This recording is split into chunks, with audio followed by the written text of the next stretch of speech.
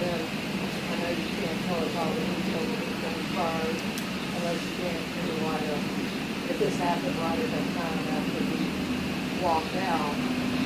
Will there be any consideration for any changes in letting the fellas just come straight in? Well, we will certainly look at that, but if you walk in the building now, you'll see safety precautions that are in place already. Right. You know, the front desk clerks are behind cubicles, and then the staircase going up to criminal investigations is secured. Yeah, I don't know, all of Robert's training, I don't know that there was anything that Robert could have done here or anything else that we could have done. Well, what people need to know in the public, do y'all have reason to believe that this suspect is still in the area, or do you believe he may have fled? Well, we don't know that, but we certainly believe he's still in the area, but we don't, there's no facts to that, but we believe that. Do you have any idea of his background? Did he live here on the coast? Was he a transient? We do not. We do not. So would it be helpful for y'all if someone can identify him, because you don't have an identity on him right now? Well, the photos are out there. Anybody that recognizes this guy, we want a call from you. We would appreciate that very much. And I think we'll get that. I think the public will help us with this. I know that you're limited on what you can tell us, but just because we're doing our job in asking this, the shooting took place outside of your offices here. So, were there any other officers that heard gunshots who were made aware of what happened? Did the officer radio inside to let them know that I've been shot? Could you at least paint a little bit of the picture for us?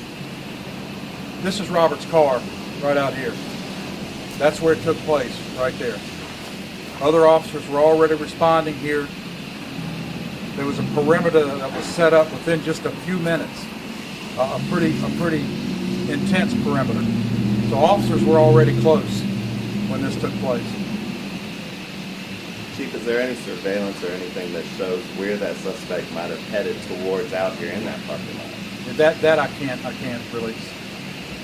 And one last time, what was Robert's last name? McKeithen. Keegan. The suspect, for lack of a better word, seemed nonchalant about it. I mean, is that the feeling that you got? I think that's fair, Doug, that he seemed a bit nonchalant, yes. All right, if there's no other questions, I'm gonna ask Leonard Papania to come forward if there's anything that he can answer for you as far as the investigation, or the sheriff, either one. I'm sure they'll be glad to do it. Thank you.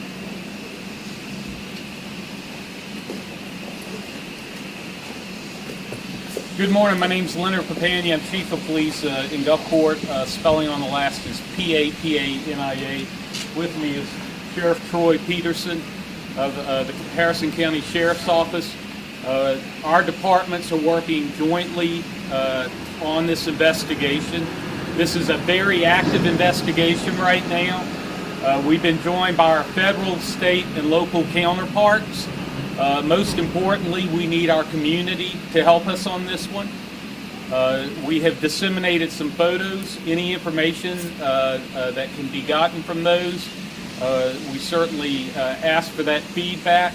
We're not going to be able to provide a lot of information, and I certainly understand y'all's presence here.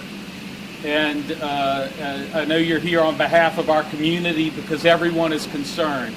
Anytime you have this kind of deliberate and violent attack on a police officer, especially right in front of a police station, it should cause everybody great concern. We're going to be working on this around the clock. All these agencies have been working since this call went out last night a little after 10 p.m. As we get information and we can make it available, it's our intention to keep you all informed. And with that, Sheriff? The only thing I'd like to say is that, as Leonard said, this is going to be an intense investigation. We're asking for the public support in this. Anything that we have the photos on Facebook, we've given the photos to the media. We're asking for an identification of this suspect immediately, as quick as they can. Like he said earlier, Crime Stoppers was given a $5,000 reward, and we thank Crime Stoppers for that. the law enforcement community here on the coast is strong, and it affects every one of us. It's affected me all night, and I feel strongly for the Biloxi Police Department and for the police family here, but this is something we have to solve immediately. Chief, any idea at this point in time of a motive? I asked Chief Miller, he wasn't able to respond, obviously, because of the investigation, but was this an at-random attack? We're going to be able to answer those questions, just not right now. It's an emotional time for all of us, but this is when we need to do our job best, and our job is to gain evidence, to prosecute this individual, and to get him into custody. And I don't want to forfeit any of those opportunities by floating information too early.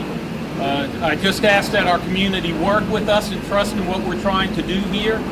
And as we can, we will make information available. That's all we have right now. Thank you all very much for being here.